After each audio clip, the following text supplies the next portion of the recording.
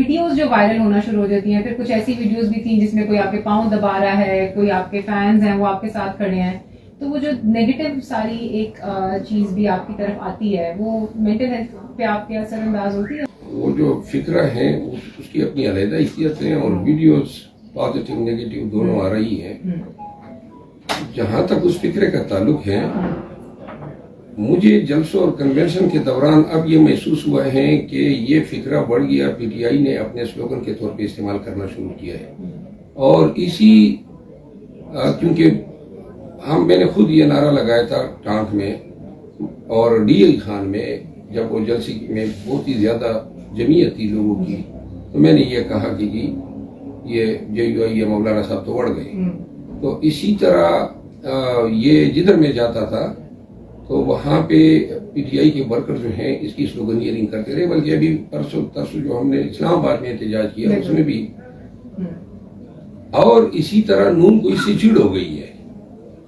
کہیں پہ رکشے پہ کسی نے لکھ دیا، کہیں ٹیکسی پہ لکھ دیا، کریم ایپ والوں نے جو ہیں اس کو کہیں اپنے ایپ کا حصہ بنایا، تو نون والے جدھر بھی ان کو پتہ چلتا ہے کہ یہ فکرہ ہے تو یہ اس ڈرائیور کو کہتے ہیں کہ اس کو یا پولیس جو ہے آگے جا کے ان کو ہٹاتی ہے۔ بہرحال یہ ملکیت اب تصور ہوتا ہے پی ٹی آئی کا۔ اور جہاں تک ویڈیوز کا تعلق ہے، ویڈیو میں نے کبھی زندگی میں اپنی ایک بھی خود بنوا کے نہیں لگائی ہے، پوری زندگی میں۔ محبت ہے پی ٹی آئی کے لوگوں کی۔ سارا دن جو ہے میں جب بھی یہ ٹک ٹاک دیکھتا ہوں تو یہ بری ہوتی ہے نئی نئی ویڈیوز سے، اور بیسیکلی ویڈیوز کبھی بھی میں نے جو ریکارڈ ہوتی ہیں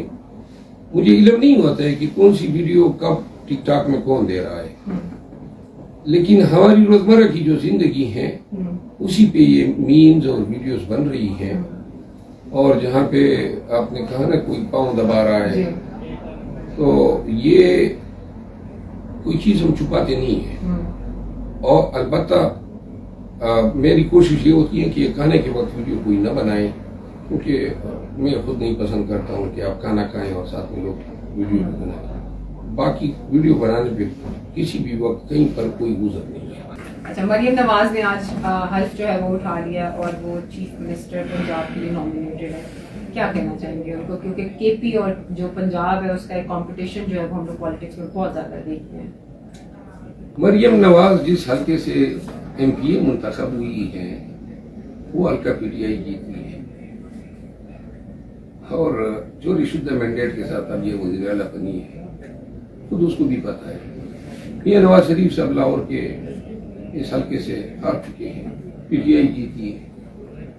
اور انہوں نے ریٹین کیا ہے۔ بہت سارے حلقے ہمارے انہوں نے چوری کی، اسلام آباد کے حلقے، پنڈی کے حلقے، کمشنر کا بیان آیا، سیاسی عمائدین کے بیانات آئے، پیر بگاڑا صاحب کا آیا، جی ڈی اے کے عمائدین کے آئے، اچھا صاحب کا بیان آیا، جماعت اسلامی کے بیانات آئے، رئیسانی کا بیان آیا، پتہ نہیں کتنے لوگوں نے بیانات دیے کہ پی ٹی آئی کے حلقے ہیں۔ ہم الیکشن کمیشن میں گئے اور مریم نواز صاحبہ جو ہیں اس نے چونکہ ڈیزیگنیٹ ہوتے ہی خبریں آ رہی ہیں کہ جی سمری بنا رہے ہیں، افسران کو ادھر ادھر کر رہے ہیں،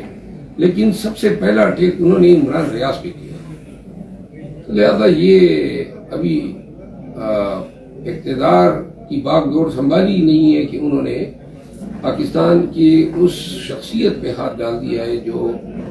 پاکستانیوں کی حریت، پاکستانیوں کی بنیادی حقوق کی آزادی کی جنگ لڑ رہا ہے۔ کیا کافی نہیں تھا وہ شخص کتنے مہینوں جو ہے بچوں سے دور رہا، تشدد ہوا، زبان کاٹی گئی، اور اب پھر اس کو جو ہے ظلم و ستم کا نشانہ بنا رہے ہیں۔